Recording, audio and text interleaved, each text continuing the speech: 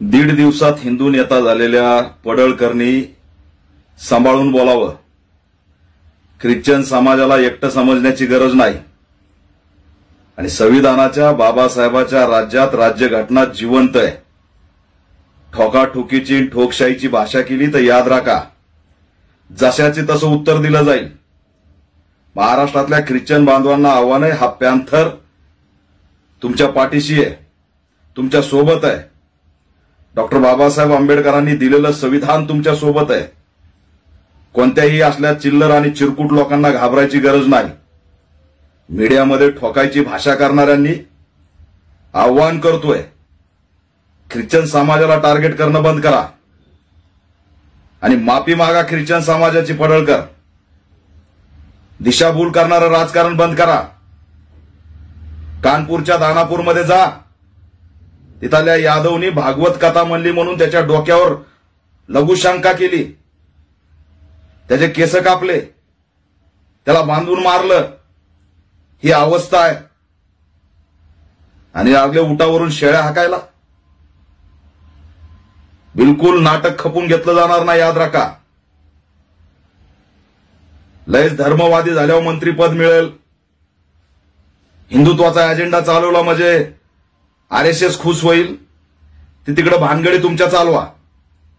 पण एखाद्या समूहाला जर सत्ता आहे म्हणून टार्गेट केलं तर सत्तेपेक्षा मोठी ताकद आमची आहे.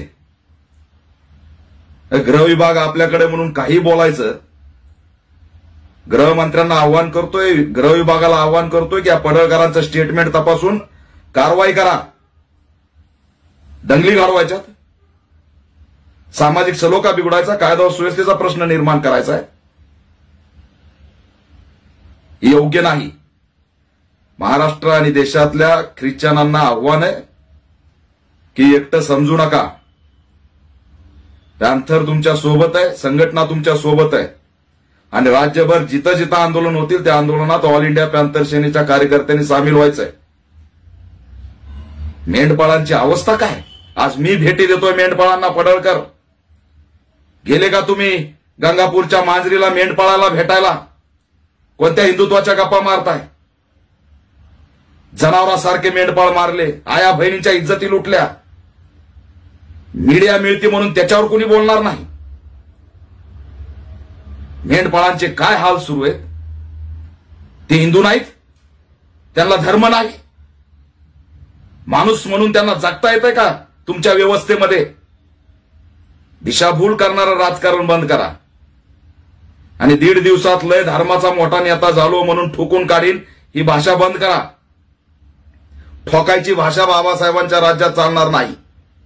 एकाही ख्रिश्चन समाजाच्या धर्मगुरूला जर कुठं टच झालं तर गाठ आमच्याशी, लक्षात ठेवा. आम्ही त्याला असणारं पॅन्थर आहेत. बिलकुल या ठिकाणी दादागिरी आणि तानाशाही कुणाची खपून घेणार नाही. दादागिरीची भाषा सत्ता आहे म्हणून चालणार नाही. माफी मागा ख्रिश्चन समाजाची.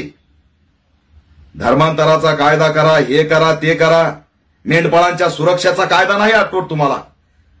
त्यांना शस्त्र परवाना मिळावा म्हणून तर आपला लढा नाही. काय अवस्था आहे? आज एका यादवनी भागवत कथा म्हटली म्हणून त्याचं काय केलं? त्याचा निषेध तरी तुम्ही करू शकता का? योगीचं राज्य आहे ना, कुठेही निषेध करणार आहे तुम्ही? शेवटी मंत्रीपदासाठी ही भाषा योग्य नाही. अर्ध्या रात्रीत विचारधारा बदलायची. धर्मांतराचा कायदा करा, अमुक करा, ढमुक करा. राज्य सुखी चाललंय, त्याला सुखात नांदू द्या. आणि किती जण येऊन गेले तरी दंगली आणि विंगली होऊ शकत नाही, तेवढं लक्षात ठेवा. लोकांच्या पोटाचा प्रश्न महत्वाचा आहे. स्वतःचं राजकीय धर्मांतर किती वेळेस केलं? दर 6 महिन्याला आपलं राजकीय धर्मांतर होतंय. त्या राजकीय धर्मांतराचा कायदा कोण करणार? पक्षाची पक्ष तुम्ही पळवायला लागलात, ते चालतं? स्वतःचा राजकीय धर्मांतराचा अभ्यास करा आणि मग असणारं दुसरीकडे बोला. बिलकुल या ठिकाणी बहुजनांचे प्रश्न गंभीर आहेत. धनगर समाज, मेंढपाळ समाजाचे प्रश्न गंभीर आहेत. मूलभूत प्रश्नावरती बोला, आम्ही सोबत आहेत. पण दादागिरीची भाषा जर केली नेता म्हणून आणि तेही आरएसएसला खुश करण्यासाठी, तर त्या खपून घेणार नाही, बिलकुल खपून घेणार नाहीत. कोणत्या ख्रिश्चन समाजाच्या धर्मगुरूच्या केसाला टच करा, गाठ पॅन्थरशी, एवढं लक्षात ठेवा. गृह विभागाने दखल घ्यावी आणि कारवाई करावी. आणि सत्ता असताना कसले मोर्चे काढताय? गृह विभाग तुमचं, पोलिस तुमच्या हातात, सगळ्या यंत्रणा तुमच्या हातात. गरळ ओकायला मोर्चे काढताय, भडकाऊ बोलायला मोर्चे काढताय, वातावरण दूषित करायला मोर्चे काढताय. सत्ताधारी मोर्चे काढतात का?